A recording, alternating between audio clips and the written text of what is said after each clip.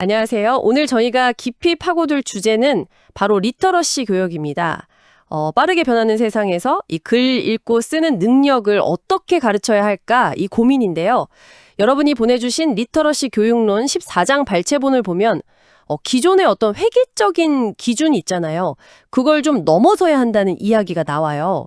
그래서 오늘 저희 목표는 왜 지금의 방식이 부족한지, 또 다양한 학습자 모두를 아우르려면 어떤 새로운 접근이 필요할지 그 핵심을 좀 살펴보는 겁니다. 바로 시작해 볼까요? 네, 좋습니다. 특히 요즘처럼 뭐랄까, 소통 환경도 너무 빨리 변하고 사회 구성원들도 정말 다양해졌잖아요. 이런 상황에서 정말 모두를 위한 교육이라는 게 이 리터러시 교육에서는 어떻게 가능할까? 이걸 탐색하는 게 아주 중요하죠. 이 자료가 딱 그 부분을 다루고 있고요. 그럼 먼저 왜 변화가 필요할까 이 이야기부터 시작해야 할 것 같아요. 자료에도 나오지만 그 20년 차 교사의 고민이 있잖아요. 학교에서 배운 규칙 같은 게 실제 생활이랑은 좀 다르다, 안 통할 때가 많다. 이거 되게 공감 가는 이야기 아닌가요? 아, 맞아요. 바로 그 지점이죠. 그 선생님의 경험이 그냥 개인적인 이야기가 아니라 어떻게 보면 이 표준화된 교육의 한계를 딱 보여주는 예시 같아요. 문화 배경도 다르고 또 뭐 디지털 네이티브 세대랑 그렇지 않은 세대도 있고 심지어 이제 AI 시대까지 왔잖아요. 그런데 딱 하나의 표준, 하나의 정답 같은 리터러시만 강조하는 건 글쎄요, 좀 현실하고는 거리가 멀죠. 자료에서도 지적하듯이 이런 방식은 오히려 리터러시 격차를 더 크게 만들 수 있어요. 그러네요. 특히 느린 학습자라든지 다문화 배경 학습자처럼 출발선이 다른 학생들에게 똑같은 잣대를 대는 건 좀 문제가 있겠네요. 그래서 이 자료에서 되게 흥미로운 관점 전환을 제시하는데요.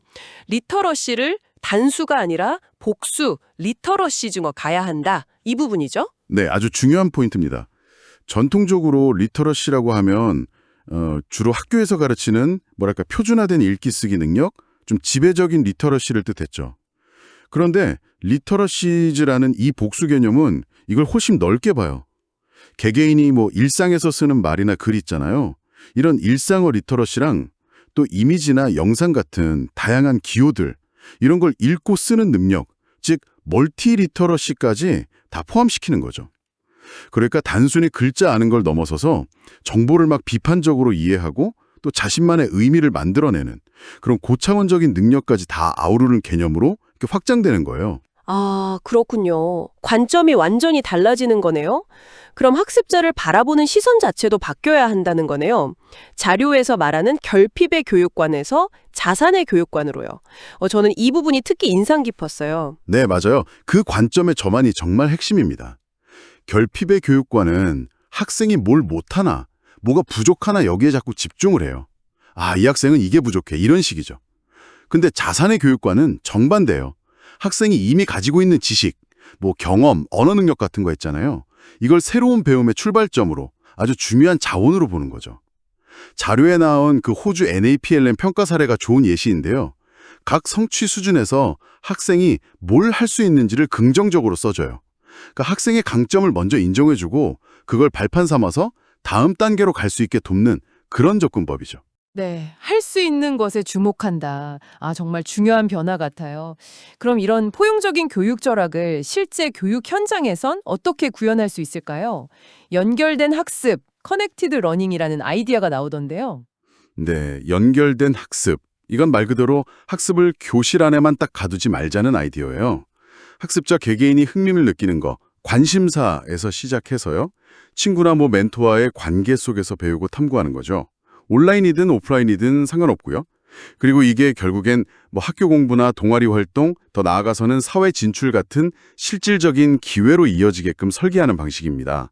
이 과정에서 디지털 미디어나 기술이 학습 경험을 더 풍부하게 만들고 연결을 도와주는 중요한 도구가 될 수 있고요.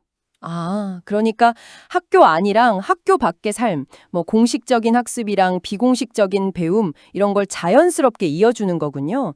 학습이 그냥 삶 전체로 확장되는 그런 느낌이네요.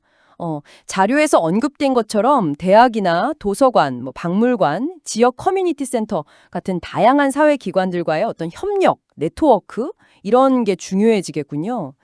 오늘 저희가 쭉 이야기 나눠보면서 리터러시 교육이 단순히 그냥 정해진 기술 가르치는 걸 넘어서야 한다는 걸 확인했습니다. 학습자 한 명 한 명의 배경이랑 강점을 존중하고 또 그들의 실제 삶과 배움을 연결하는 방향으로 가야 한다는 거죠. 리터러시스, 자산의 교육관, 연결된 학습 같은 개념들이 바로 그 길을 보여주는 것 같고요. 네, 맞습니다.